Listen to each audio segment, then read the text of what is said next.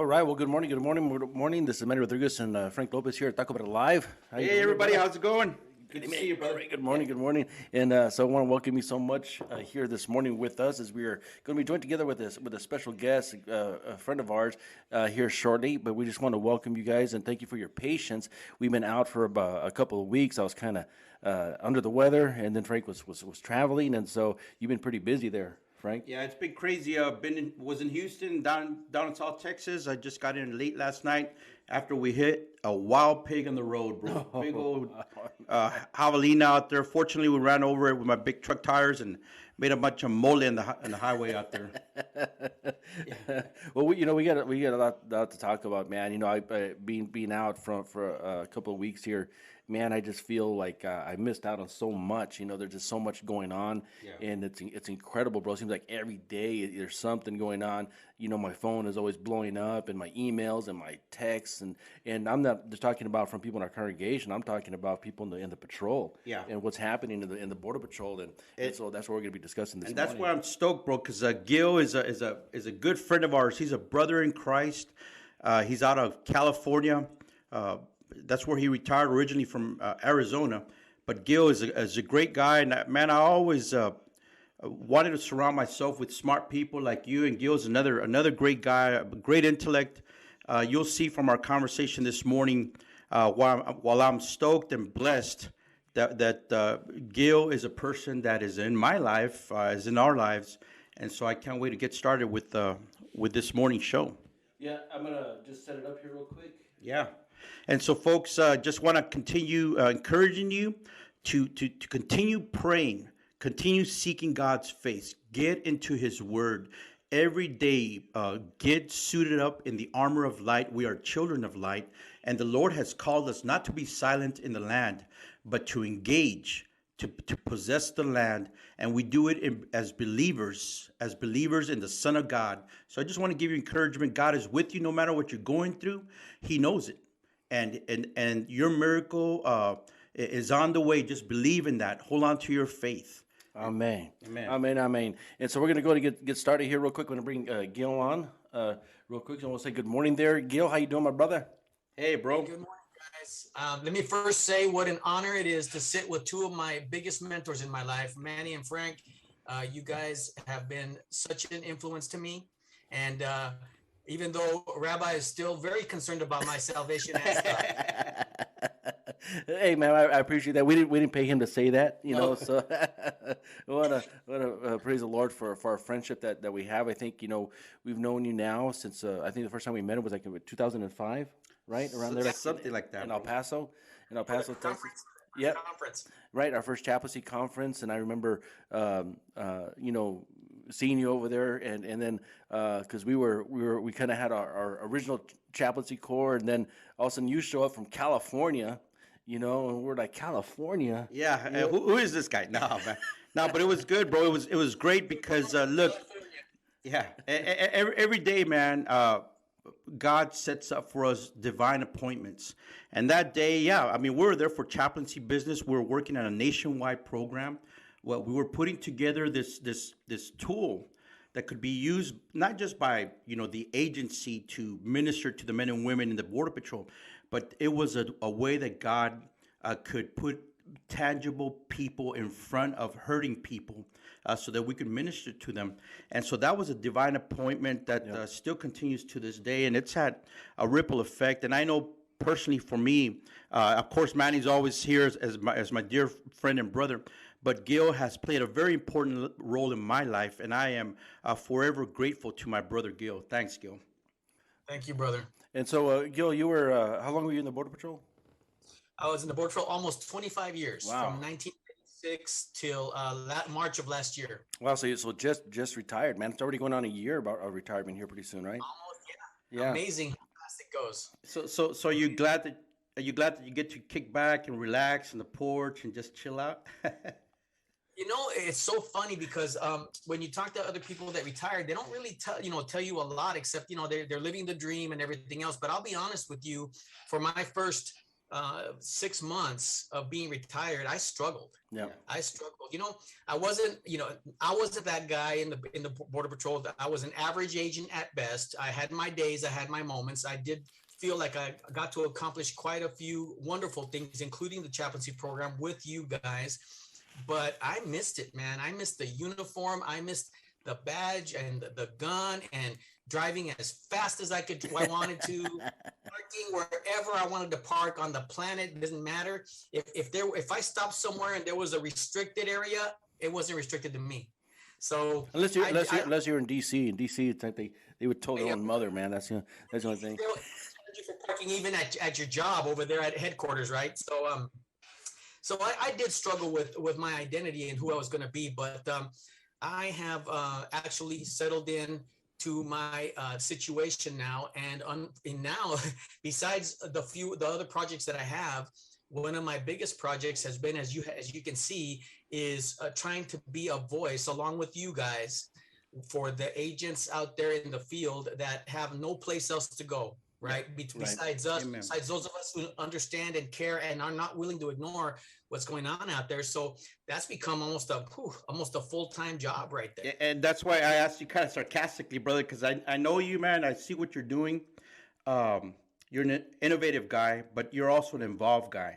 And so we're grateful for that because, look, this border is huge, man, from the mouth of the Rio Grande River down in Boca Chica out to where you're at in California. It's a big border, and there's a lot of men and women right now in green, our brothers and sisters in green. And of course, I'm not going to leave out the good folks over at OFO, the Office of Field Operations. Right. Those are the people, the folks at the ports of entry, and then the folks in brown, which are air and marine operations. They're the pilots, the vessel commanders. They're also in Customs and Border Protection. And right now, man, this is a not just a difficult, but it's a very devastatingly depressing time, man, to be involved in Customs and Border Protection with its sub agencies because of the traitorous leadership that we have right now, and it's killing our guys. It's killing them. I spent about 25 years in the patrol, and just like you guys, we share the same sentiment. Through almost my whole career in the Border Patrol, I served as a chaplain for over 20 years. Gil, you served as a chaplain for almost 20 years in the Border Patrol as well. Actually, at one point, you were even up at headquarters running the program. So we saw a lot of need in the patrol. But as for those of you who don't know, as in Border Patrol, chaplains are agents as well, and so we're out there patrolling. We're out there making arrests. Some of us were regulated to administrative duties and whatnot, but still we wore the uniform. We went through the academy. It's a whole different ball game with the chaplaincy in the Border Patrol.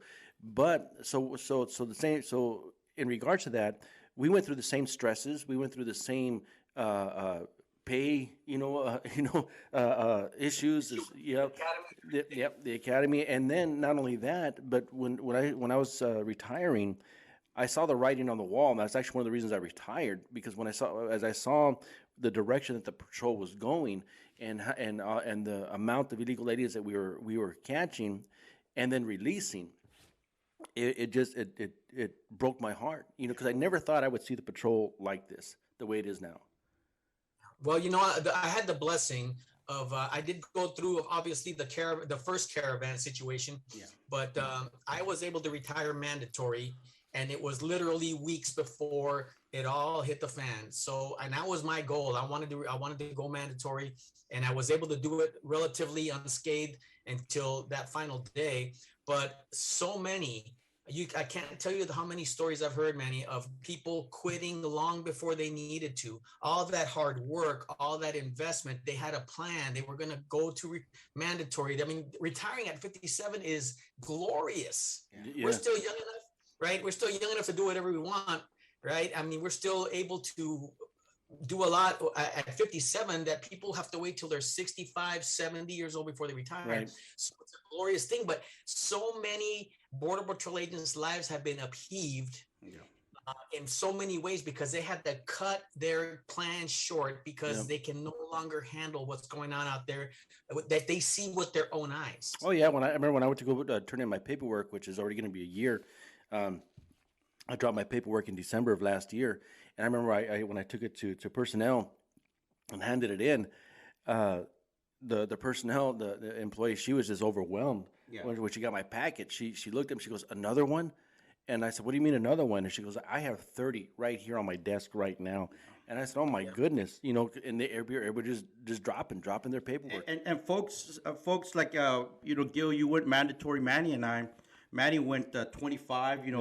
Basically as soon as he was eligible. For folks that don't understand the Border Patrol, at any age, if you have 25 years, you can retire any age. So you come in at the 20, right off the bat, you can go at 45. So at any age, 25 years or age 50 with 20 years. Age 50 with 20 years. And so 25, Gil went a mandatory 57. I did 30 years, got out at 52. I could have done 35 years, but the same thing. The Soros caravans during the Trump era just told me, hey, something's happening here. Yeah. And also as believers, the Spirit of God was calling me out. It was time to get out of the Border Patrol, and I knew He wanted me to do several things, and one of them was get involved in the political arena as well. But we're also advocating for the families, even though we've stepped outside that. Minister spirit, that servant's heart is still in us, and that's why we care deeply about what the men and women and their families. Because look, for every green uniform you see out there, there's a family that loves them, that supports them, that cares for them, that sees the struggles that they're going through. And right now, as former military, law enforcement, just people who care for our nation, they see the men and women on the front lines doing something that very much goes against their nature, and it is because we have traitors in office, and we have politicians who are making terrible decisions, and the brunt of that is falling on the shoulders of these men and women. The suicide rate is up in Border Patrol. Now, they're not going to talk about it because they want to keep this stuff hidden.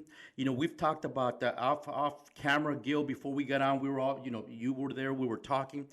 Look, folks, you're going to see the pretty stuff being put out there. It's the pandering pretty stuff, the good, feel-good news out there. But they're not going to dig down into the turmoil in the hearts of the men and women on the front lines. And we're going to advocate for them. We're going to call out people like Chief Raul Ortiz and Alejandro Major Dorcas, that waste of a man who is in charge of DHS, who is betraying our nation, because we are their voice. They can't speak because they're in uniform, but we are their voice, and we're not going to leave you guys behind. We're here with you. We don't leave our friends and family behind the lines. We're right there with you. Yeah. Well, I posted recently about how someone had commented to me, you're retired. This doesn't affect you, man. Mind your own business, man. And all that. And I'm thinking to myself, are you kidding me? First of all, that's our family. Yes. From California to all the way through to Texas and Florida, across the sectors all over the country. Yes.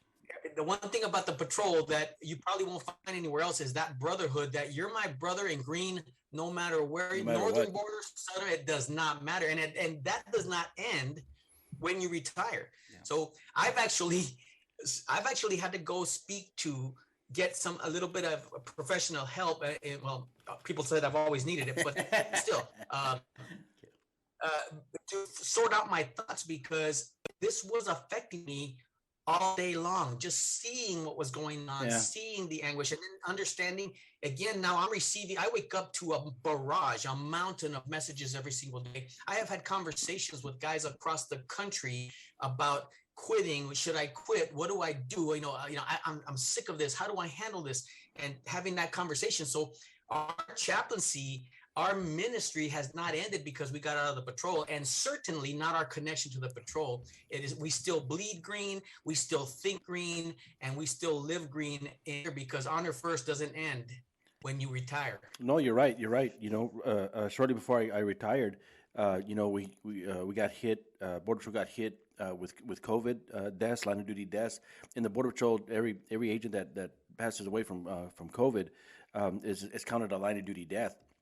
And so last year, we had the most deaths in Border Patrol history, right? Most line of duty deaths in Border Patrol history. Before I retired, guys, I did 10 funerals within a year, and which is unheard of, you know, and so I say that because when I retired, I was still getting calls from Border Patrol agent family members, from Border Patrol agents as well to go and do other funerals, you know, for fallen agents and whatnot. And you know, I deferred a lot to the chaplaincy, but I was, you know, still what I'm saying is that even though I'm retired, agents still reach out to me on a daily basis, on a weekly basis. You know, just the other day I was talking with some agents as well about what they're going through. You know, they just with the mandates, you know, a lot of them were stressing out about it, and it's just every day they're getting hit more and more. And now we're going to go into this video here real quick so we can talk about it. Now, from the top level down, they feel abandoned. You know, they feel completely abandoned, and those are the words that I keep getting every time I talk to agents. I'm like, "How do you feel? How you guys doing?" We're abandoned, man. I feel abandoned. I feel left alone. You know what, Manny? They have been hit with the perfect storm since this administration started. Yeah. A completely wide open border. I don't care if Mamoncas and Mr. Ortiz can say that the border is closed. Yeah. And I actually had that conversation with them. If you want to, I'll share a little bit of that with you. But the border's closed. So we wide open border, a pandemic, however you want to call it, right? Yeah. It's a pandemic, except when it comes to the people that are flooding into this country by the millions. But it's a pandemic. And then the third thing is complete abandonment right. from the leadership, from DHS on down to even the sector levels. Yep.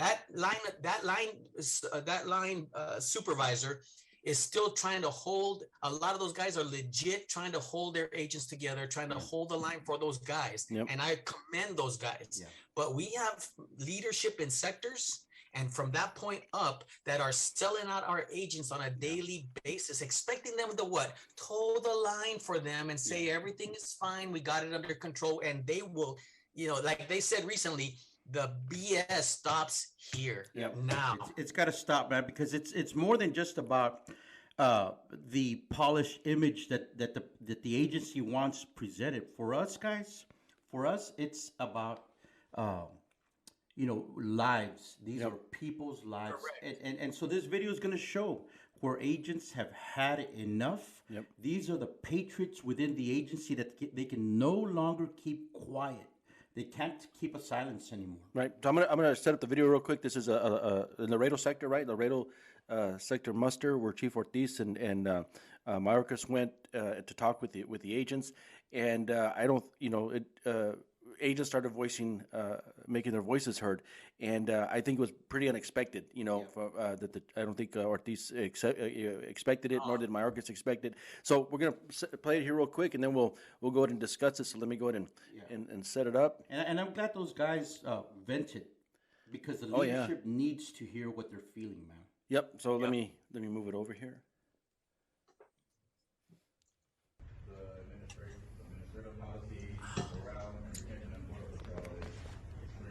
Right now, so my question to you is, what are you going to do to kind of get the ball rolling in a positive direction as far as retention and who's going to do that? Chief, you want to take that? Yeah, I do want to take that actually, because I agree with you. Right? I do think that morale's at an all-time low. I do think that we're losing way too many agents, not just agents, professional staff, OFO is under some of the same stresses. Today. You know, one of my friends is going to get buried in Tucson, California. Retired chief who committed suicide this past week, who has 2 sons in the Border Patrol still. And that's tough, right? And so, as an organization, we got to start taking care of each other, right? No offense, Mr. Secretary, but I need to do a better job of taking care of y'all, but y'all need to do a better job of taking care of me. But we tear each other down instead of building each other up. And Kari Huffman, who is the senior Border Patrol agent, I'm the senior Border Patrol agent, but as far as time in the Border Patrol, he's the senior guy, right? 1986. He is our chief operating officer. His number one priority is resiliency for CBP. So we've got to put together some programs and some initiatives that take care of us, right? Whether it's our physical fitness, our mental fitness, our spiritual fitness. It's all of it. And I get it. You come to work, you're frustrated, you're upset because you didn't get the desired outcome that you Looking want. at your reactions. Doesn't mean you give up. Oh, Valio, yeah. I know you're not. That's why I'm saying. I've we gone don't through that give up. video like We 100 stay times focused. already.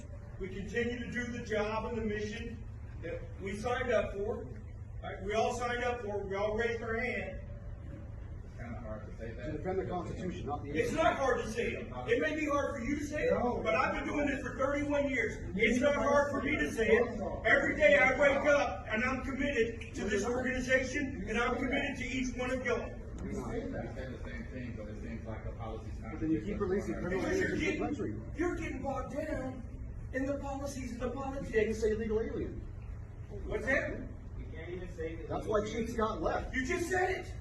You can't Is say anything it. going to happen to you? You just said it. The whole generation. Why are you guys getting caught up in semantics? Right? There's a mission out there to be. There's a mission out there to be handled. We can sit here and argue about it till we're blue in the face. Right? I've been doing this job as long as y'all. That's the problem. What's that? That's the problem, Chief. For evil to triumph is for good men to do nothing. That's I can't exactly hear what's you. happening. For evil to triumph is for good men to do nothing. That's exactly what's happening here. Good men are doing nothing. You're allowing illegal aliens to be dropped off in communities. You are doing something. No, sir, we're not. You are. No. You're rescuing people every day. You're taking fentanyl off the streets every day. You're taking methamphetamine Yes, and under this criminal administration, aliens for the off the last streets year, we've every got the day. highest fentanyl death in the history of our country. In 1 year, in this country. You know, we've made more fentanyl seizures already this year than we made last year. How many have we not catch because we're focusing on expanding? And that's the problem. And we're working on it. Where's the results? We don't have results. On a lighter note, when are we going to get the VF money solution? We need some new Hey, good old PA throws it in there, bro. Oh my Hey, say god. the bell, my God. Yeah, yeah. Oh, you know, one thing that comes up, well, actually, two terms, man. BB, as in bully bureaucrat. That's what I picked up from that, bro. A bureaucrat who's trying to come up with, you know, we've had programs in Yeah. the Border Patrol. He talks about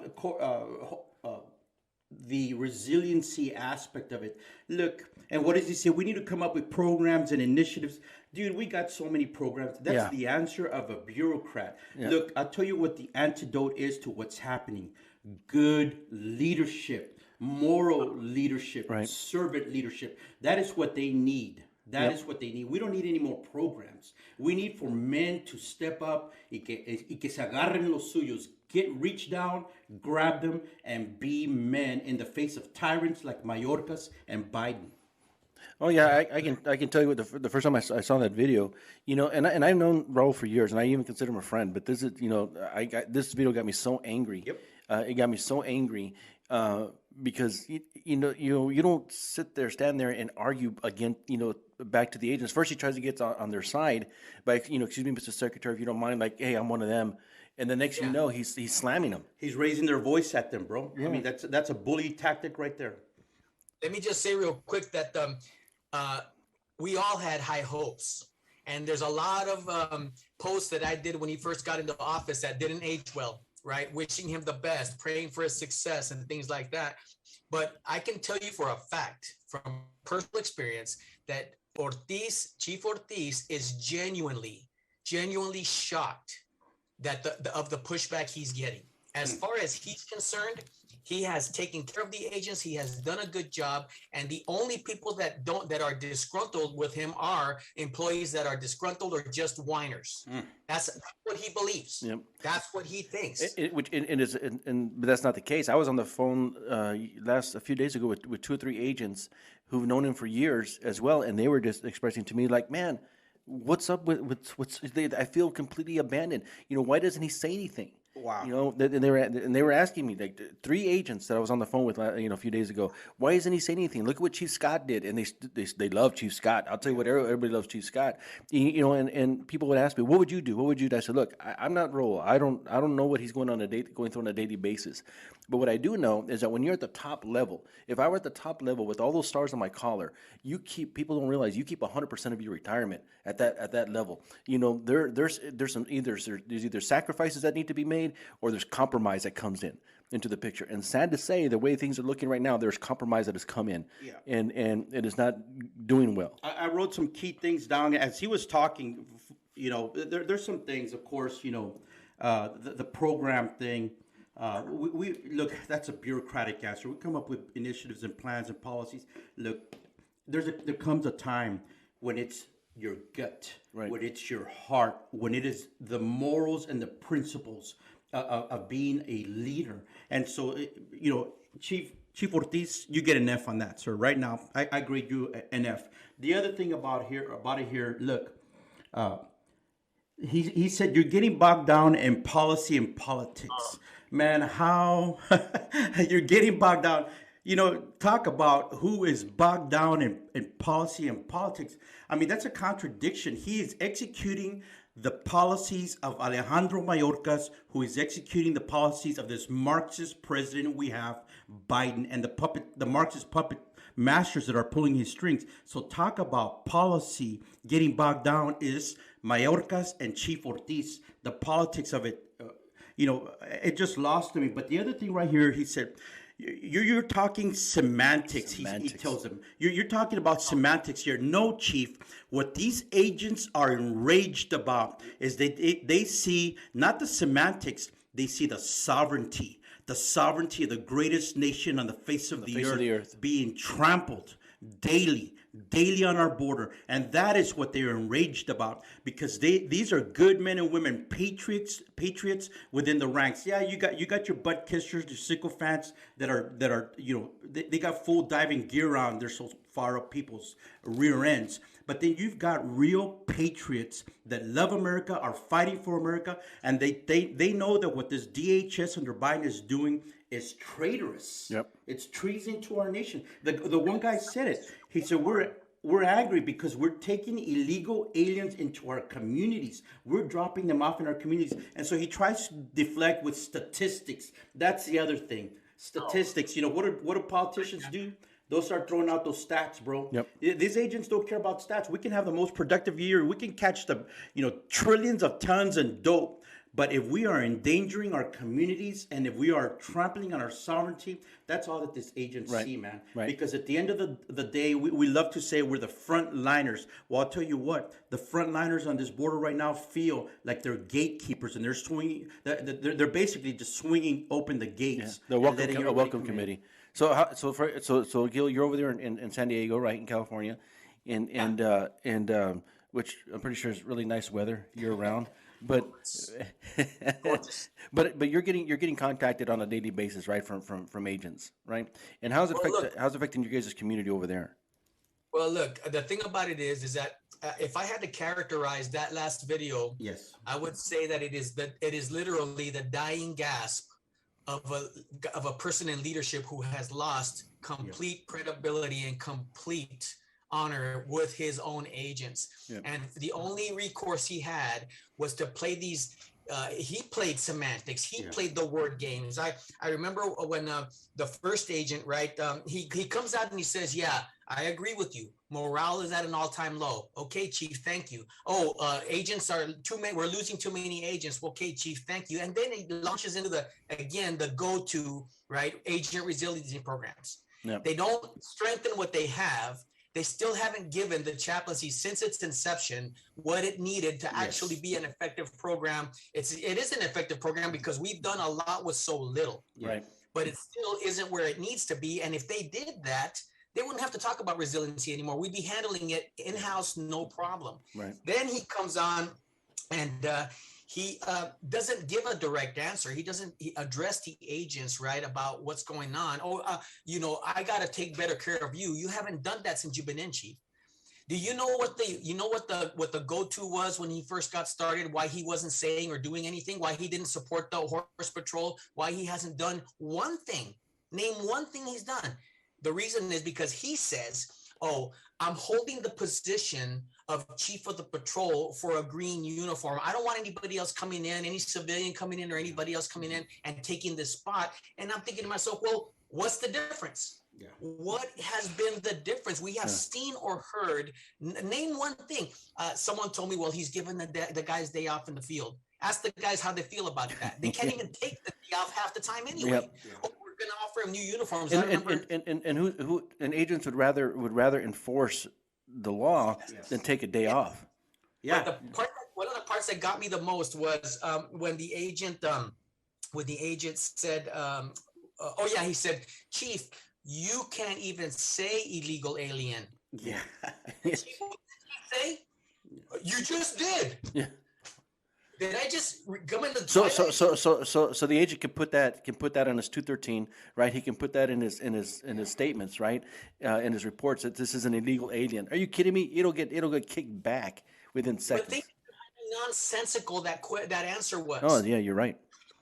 The agent is saying, "You, Chief, I want you to say they're illegal aliens. I want Mamoncas to say they're illegal aliens, but you won't. If it's all about semantics, Chief, how come you changed illegal alien to undocumented, non-immigrant citizen? It's all about semantics, isn't it, Chief?" Yeah.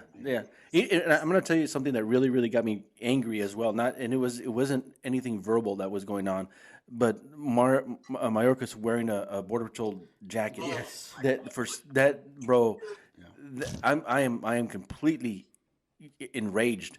Him wearing that jacket because it has our patch, it has our badge. It says Border Patrol. This guy is a sanctuary city, tyrant, and who cares nothing about border security. Matter of fact, he even said he cares nothing about border security. That all he cares about is the families that were separated during the Trump administration. For the families that were separated, that man has made a career of hating the patrol, and he spits in the face. I have had to apologize to the family of Theodore Newton. He has spit in the face of those guys because when he was California attorney, the attorney in California, he could have done something to keep that SOB Victor Bono in jail. But what did he do? He doesn't even contest it, and he lets this killer go free. Newton and Nasraq, right? We named our highest award in the patrol. Yes. Yep. For these guys, and this SOB walks around with their patch on. Yeah. Their patch on.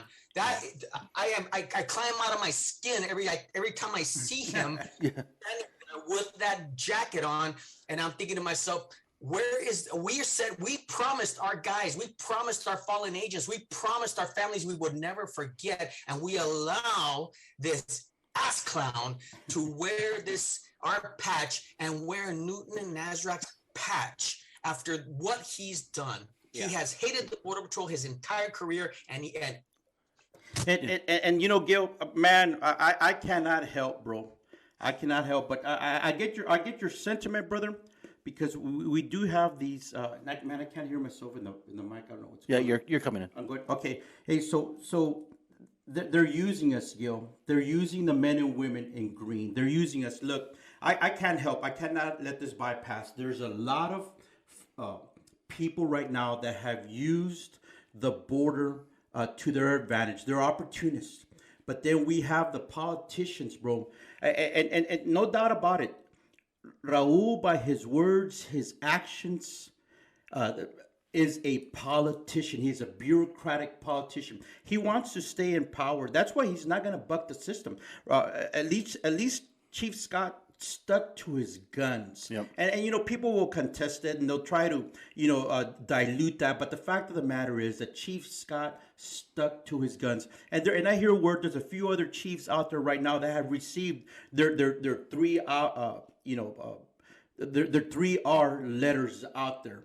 There's some out there that are bucking the system. Why? Because they're men of principle, men of courage, men of valor, and they are they're sticking to the Border Patrol model, which is honor first. But you said something about this poser Mayorkas using our jacket. Let me tell you another poser, man. And I cannot let this go by.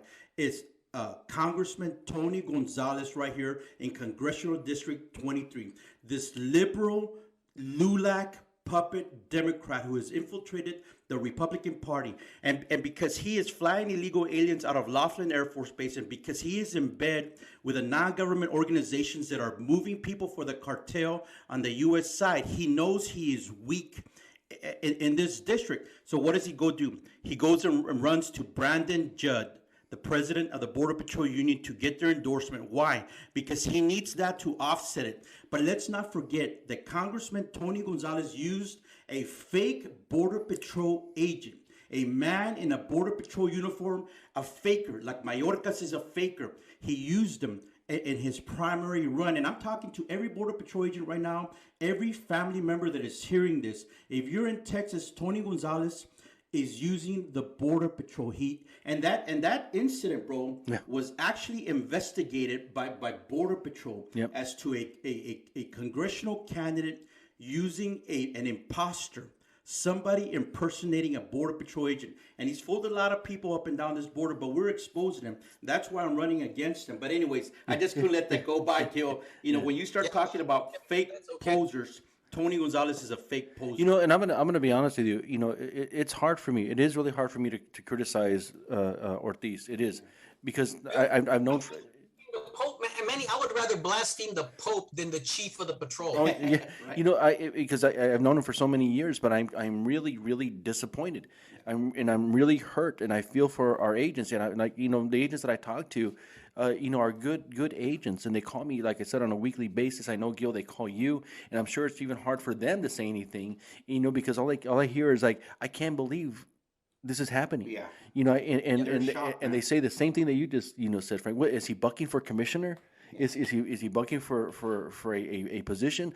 At that point, when you have all those stars and you're the highest ranking, law enforcement official in the United States Border Patrol, the highest uniformed official, in the federal agency, right? At one point, I remember when Morgan was in charge of the Border Patrol as a chief, and I was upset when he wore the uniform. And then I met the guy and found out that this guy, he's actually legit, But the reality, the job that is happening right now and throwing, semantics, these words, semantics and policies and back in the face of Border Patrol agents, that right there, all that's going to do is reduce their confidence in leadership, which they have none right now. Manny, he has alienated, at this point, he has alienated just about everybody because, especially you heard when he said, you guys took an oath.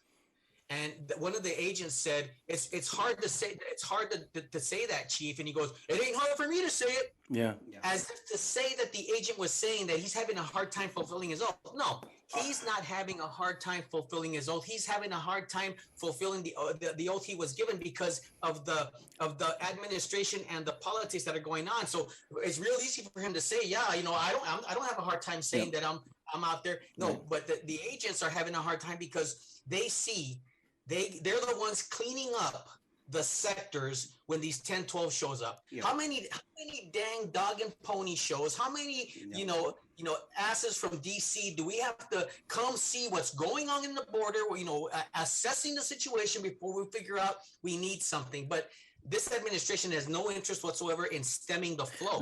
So let's look at the statistics that he was talking about. Manny, is to process everybody they can into the country. No interest in stopping it. But these guys are like, they're crying out to the chief. Chief, we clean up the sectors. Chief, we're the ones forced to let these bodies go all over the country. We're flying clandestine aircraft all over the country, dropping people off all over the place. And you want to tell us to our face that the border is secure and we're doing a good job. Right. And I'll let you go with this, but you remember when he stood there after they had cleaned up Del Rio, right? They cleaned it up. They sent all the bodies everywhere else, releasing them. Yeah. They went to other sectors. They went to other stations. But, Del Rio was clean. And he sat there and said, the message has been clear for months. The border is closed. Yeah. Oh my God, bro. What are you talking to? Go ahead. You think you're talking I just gotta say this, man. Look, and I'll probably definitely step on some toes here, ruffle feathers, but I don't care, man. The guys knew that, I was gonna be a bit of a rabble rouser. Look, they were talking about oath in that muster, and for you guys, for us, taking that oath is not Yes. just something we do to get the job. For many of us, it is a way of life where we have defended, been ready to die for this nation, whether as military members, veterans, ready to go anywhere that our nation called us to go, or every day that the men and women in green strap on that gun belt and walk out there. We never knew. We never knew we were going to make it home at the end of the shift. But because for men and women of principle, an oath is your promise. It is your solemn word that what you say you're going to do, you're going to do it.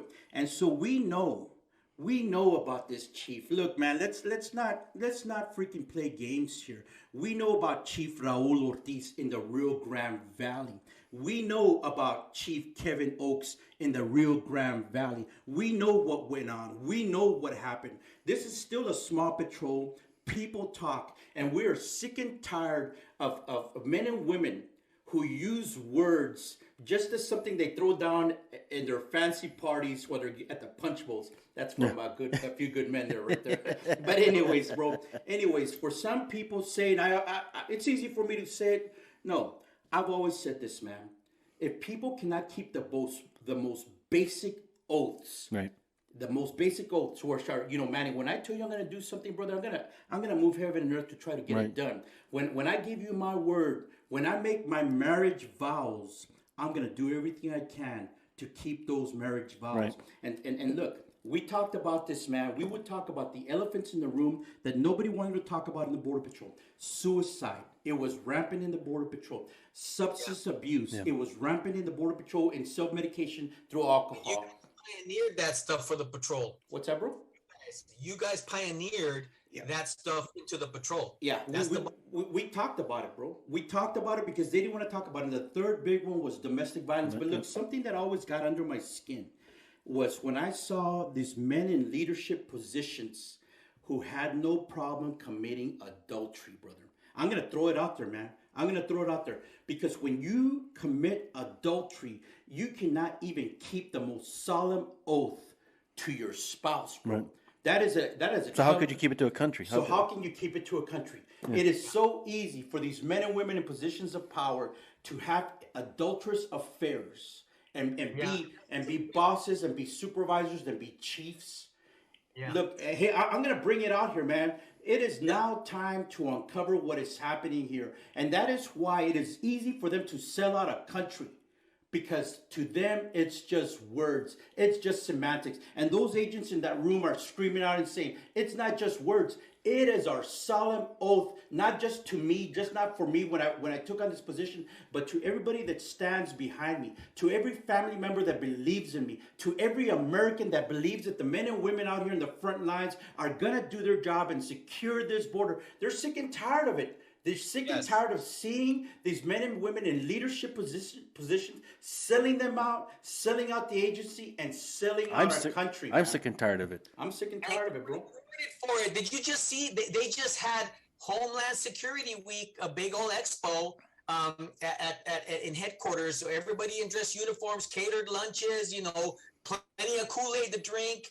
And they're celebrating innovative ways to deal with the issues at the border, except that it's not about stopping illegal immigration. It's about processing it into the country. And I'll say this, Chief, the agents have no problem with their oath even saying it. Right. What they're having a problem is fulfilling it, because you and CBP leadership and DHS leadership and this administration, which is, by the way, is the biggest cartel on the planet, because they have facilitated the biggest human smuggling event in the history of America. Yep. And all taxpayer funded. Right, and full approval of the President of the United States. We call it legalized smuggling. Legalized smuggling. I'm going to ask you a question. When you were in the patrol, you two, Frank, how did you feel when you lost a group? when you lost a group, whether it was illegal aliens or drugs?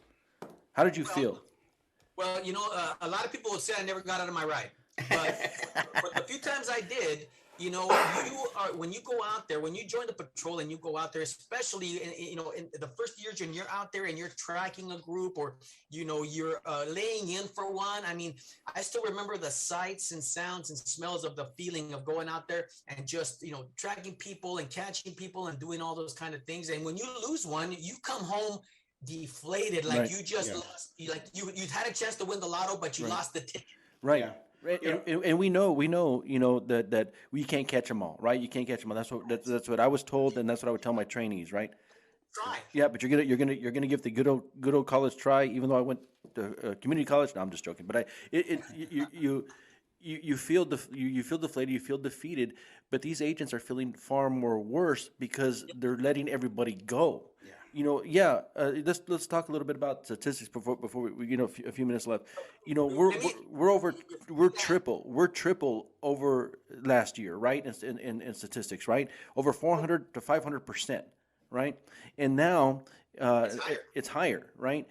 Just since October, right? And here in Del Rio sector, from our fiscal year, we've caught. I don't want to say caught, but they've processed over 91,000 and released most of them, right? So yeah, okay, Chief, we've been catching all these fentanyl stuff, and I'm going to tell folks there's a little secret. What happens? Many of these cases that come through the checkpoints are what's called courtesy loads, right? Yeah. You guys had them over there, we had them over here. These smugglers throw small loads here and there, nickel and dime us all day long, and the statistics go up. But the larger loads go around everybody, right? And same with the criminal aliens. They go around everybody. So for every case that we get, 4 to 5 more are getting away. For every illegal alien that we get, 4 to 5 more are getting away, right? So you want to talk statistics all day long. The agents know about this, that all these people are getting away, but yet all these other courtesy loads are getting caught and apprehended. But even most of the smuggling cases are getting paper cased and people are getting released. And at the same time, nobody is out there patrolling. Yeah. Nobody. Well, Chief Scott said it best. Number one, this isn't an illegal immigration issue any longer. It's a homeland security issue. It's a border security issue because vast amounts, and he would know, vast amounts of the border are left completely unmanned and unsecured. And see, the thing about with the agents, it's not just that they're not allowed to do their jobs or they risk their lives to catch these loads and catch these smugglers and they don't get prosecuted, they all get released. It's that they're being made complicit, Manny and Frank, they're being made complicit in the lie. They're being made to brush out bodies. They're being made to brush out all these ugly situations, clean up sectors when people show up. To send bodies everywhere, release bodies everywhere. They're being made complicit in this crime. So that's the part that I think also grates them the most. Yep. Yeah, I got to jump in on that, bro, because yesterday I was having a conversation with a guy, and he basically said, how do you think, really tell me, how do you think people view the Border Patrol agents? And this was a civilian. And I said, look, there's a lot of folks out there that are appreciative of what they do. So, well, how do you think others view them? And I told him, I know there's some people out there, man, that think they are betraying their oath. And he said, exactly. Yeah. He says, people I talk to feel that way. Now, it's a very complicated issue, but the frustration that these agents in this room are demonstrating is, it's them. They're doing their job. Yes, they are. But what you're seeing right now is that they are starting to rise up. These patriots are getting fed up because it should be on the shoulders of their leadership. Yep. It's the leadership that needs to run interference. And Ortiz says, I got your back, support me, but I need you to have my back. You support me. What? No, dude. I mean. That goes against the very basic tenets of leadership, man. You know what? The leader's at the forefront. He is at the forefront. He needs to march forward. He needs to be the one. Hey, look, maybe he goes down. Maybe he gets his letter. Maybe he gets removed.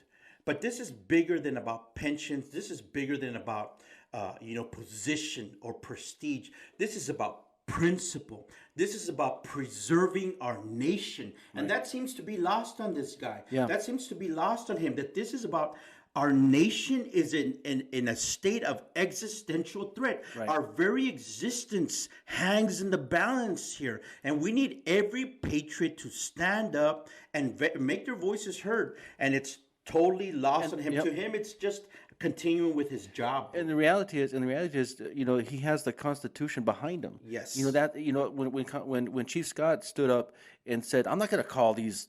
It's been codified. Yeah. The term illegal alien is in the law in the U.S. code. It's in the U.S. code. It's supported by the Constitution. Why? It's not even law that whatever term they use now that. Who knows? Yeah, and so and I always have that. What's that term that they use now? That they have to use now? Undocumented, non-citizen migrants. Yeah. So you're gonna go. So an agent's gonna go and ask an illegal alien out there, "Are you, Hey, you're a tourist. You're visiting. Yeah, no, it's ridiculous, folks. It's ridiculous, and I feel terrible for our agents. I really do, and I still feel the pain every single day when I'm talking to these guys, when they text me, when they call me. I know, Gil, you're probably feeling it too, and sometimes I wish we could just jump back into the game, But what are they going to have us do if we jump back into the game? Process faster, right? Process faster. That's always the, and it's ridiculous because agents want to protect our country. When I swore my oath, I did it because I want to serve my country, protect our way of life, and defend the Constitution of the United States. Yeah, that's absolutely right. Hey, real quick, man, as you're saying that, man, I just get this image, of all these right now because we're going into primary season, man, and all across our nation, we got the opportunity to get involved. I want to just encourage our Border Patrol families, man, our CBP families. You guys have to get involved. You have to get involved in the political process. You have to get involved in your school boards. What's that, brother? Remember November. Don't let this one out. Yep. Yeah, they got to get involved right now during the primary season. They have the chance to vote for their champions, who is going to go into November. And so right now we're at that, in the playoff season as they get ready to go into the Super Bowl in November.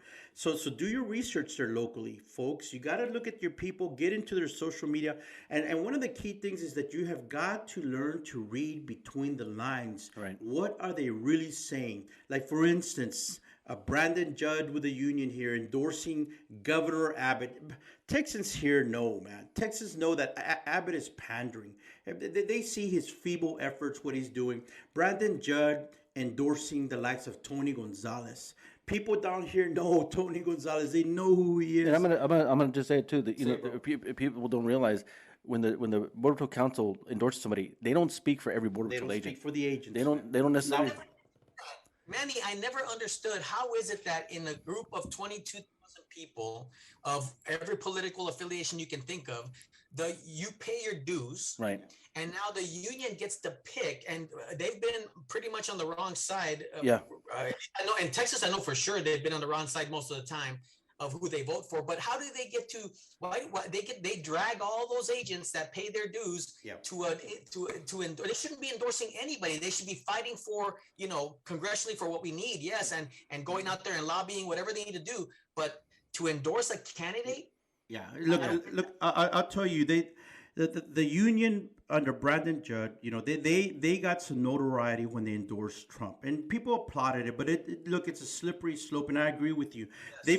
They've gone down the road, Gil and Manny, of the unions, and what do the unions in this country do? They typically back Democrats, and Brandon Judd, who should be more concerned about the benefits and the working conditions of the men and women of the Border Patrol, is out here endorsing failed politicians like Governor Greg Abbott, failed politicians like Congressman Tony Gonzalez, who's facilitating illegal immigration.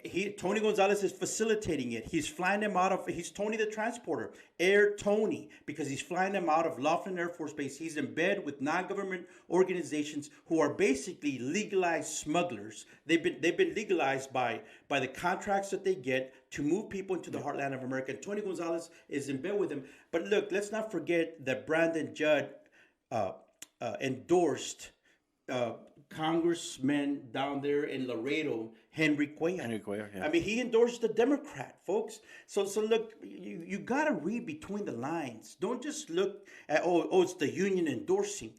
Look, First of all, I don't think they should be in that business to begin with, man, because it compromises them. It puts them in a position now where hey, look, you give us this, we give you our endorsement. That's one thing. But the other thing about it is that they go out and they endorse liberals who are going to hurt us. And so they've endorsed, in this case, Tony Gonzalez here. They endorsed Abbott, who's not doing anything for our state other than pandering to us. And real Texans that are watching, that are observing, and political observers, patriots, they know what's happening here. Right. And so, look, it's hard, Gil, you know this. It's hard not to, talk about situations in isolation because there's so many dynamics at work here. But as three, retired Border Patrol agents, we still care about the men and women in green on the ground. Right. There's a lot of good supervisors and above. There are good people in the management ranks. But right now they're overwhelmed, they're stressed out, and above all else, and that's what I was doing earlier, is looking at the comments. There's people saying, yeah, man, these people need prayer. Right. And they do. They do. And guys, before we close, there's three Border Patrol agents, retired Border Patrol agents here. We're in agreement that the leadership of the United States Border Patrol has failed our agents. Our agents haven't failed in what they're doing. Our agents want to do their job. They want to enforce the law. But leadership has failed them. They feel abandoned. They are not complicit in the facilitation of illegal immigration or, human trafficking or smuggling. They cannot. Their hands are tied. Their hands are tied by their own leadership, folks. And so we have three retired Border Patrol agents here that are in unanimous agreement, that the leadership has failed. Yeah. And many more that don't have that, can't speak up, but yeah. Yep, and actually that's what we've become since I've retired. We become a soundboard for our agents. We get contacted all the time, and I know you get told it, I get told it, Frank gets told it. Guys, please say something. Get the truth out there because we can't say anything. Before we close, Frank, you got some information that you need to put out. Right? Yeah. Hey, well, look, thanks, man. I don't know if you can see it there. Yeah, let me put you up here. All right. Yeah, face it towards that one there. So I went and got this the other day, folks. There it is. There it is. That's got to be kind of my highway sign. America First, Frank Lopez Jr. for Congress, CD 23. We the people. We the people. And that's what it's about, man. The agents on the ground, their families, they're America First patriots. They love our country.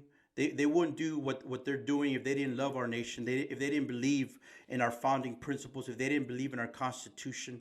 And so that's why they are so... I think they're beyond frustration, man. Yeah, I really think they're beyond frustration. Oh yeah, absolutely. They are. Absolutely. If I just say a couple of things real quick. First of all, if I had anything to say to the agents that are listening to this podcast right now, I'm going to say you have worked long and hard for what you got. Yes. This can't last forever. This cannot last forever. Change is coming. It will come. Help is on the way. Don't sit this next midterm out. Get out there and be active. Get everybody you can to do what they can to come in and bring sanity back to the leadership of this country. Yeah. And hang in there and hang tough. We are on your side. We love you. We appreciate you. Those of us who are outside the patrol now and not actively involved are here for you. We're still willing to be your backup. We're still willing to take a bullet for you. We're still willing to do everything that we promised to do when we went to the academy together and we took our oaths and became family. But hang tough and hang in there because this soon shall pass. How do folks get a hold of you, Gil? You could reach me through the website of the Facebook page, Old Patrol HQ. My phone number, my cell number is right on there. My email is right on there. You can reach me for anything. Yeah, I am a filthy capitalist. I'm not going to lie. So that's part of the reason for the page. But as you can see, I am working hard to uphold our history, our heritage, our legacy. With all the history behind it, I'm constantly in contact with Joe Banco, our historian, with Clifford Gill, our historian, and trying to put the history out for our new troops and our retired to see that we have a rich tradition and a rich history. All right. Shenanigans along the way. Yeah. Well, Gil, we want to thank you so much for joining us here today on our program, brother. We wish we could stay on a little bit longer. Hopefully we get to have you back on again here soon, really soon. as a matter of fact. And so, Gil, we appreciate all that you're doing, and I really appreciate that you actually trademarked Old Patrol headquarters. That's pretty awesome, man. And so folks, I encourage you to go visit his page. We'll put the link up as well. We are streaming on Old Patrol headquarters Facebook page. We're also on YouTube and Rumble. Please go to our website as well. But Gil, we're going to go ahead and say bye as me and Frank close out, and then I want to say God bless you, man. The Lord take care of you, Lord watch over you, and may He keep you and your family safe. Likewise, and God bless you guys for what you're doing. And there's a endless wealth of knowledge and information there. We're sitting right there in that in that room. So God bless you guys. God bless you. Thank you, Gil. God bless. God bless you, Gil.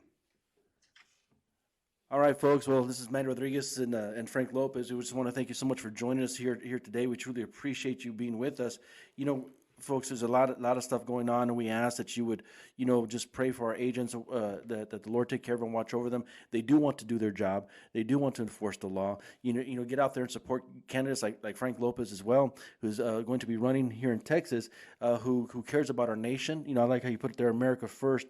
Because it is America first, folks. We are fighting for our nation, and Texas is a battleground state, right, Frank? Yes, it is, man. We need to get involved, folks.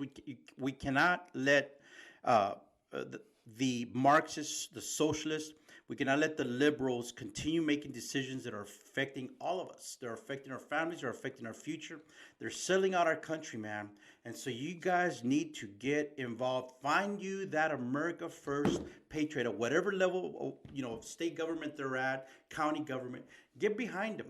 Support them. They need you right now, especially as the early voting's fixing to start. So do your research now, then go out and make that informed decision. And appreciate y'all being here with us today. I'm going to, real quick, we got a couple of minutes. I'm going to put Frank's page, usborderpatriot.com. Right, go to his page, support him, get involved as well in your community. Yeah, that's one of them. I'll be working on my campaign page here real soon as well. Okay. All right, awesome. Well, folks, again, we want to thank you so much for joining us here. We got our website as well, tacoboutlive.com. Let me put that up there real quick. You can go ahead and join us at any time. Also, there and download the podcast. But folks, we want to thank you so much for being a part of our program. We truly appreciate you and thank you. And so we're going to say God bless you, God bless America, and God bless Texas. God bless you.